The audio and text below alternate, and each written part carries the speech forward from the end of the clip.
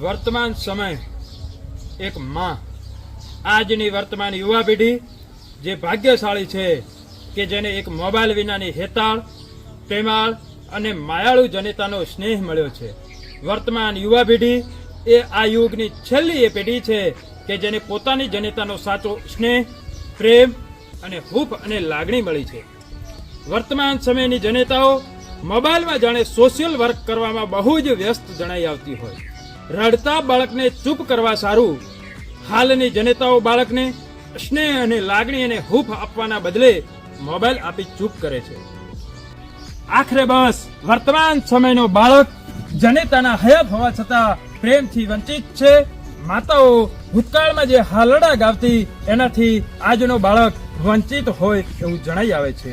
ભૂતકાળમાં પારિવારિક જે માતાઓમાં જે વાતચીત પ્રેમ અને ચર્ચાઓનો વેગ જોવા મળતો હતો એ જ ગતિ આજે જાણે મોબાઈલમાં વ્યસ્ત હોય એમ મોબાઈલમાં એ ગતિ જોવા મળે છે।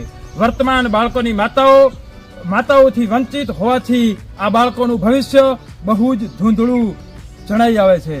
આખરે પારિવારિક સંબંધ અને બાળક અને માતા વચ્ચેનો સંબંધમાં જાણે ત્રુટી રહી ગઈ હોય એવું લાગી રહ્યું છે।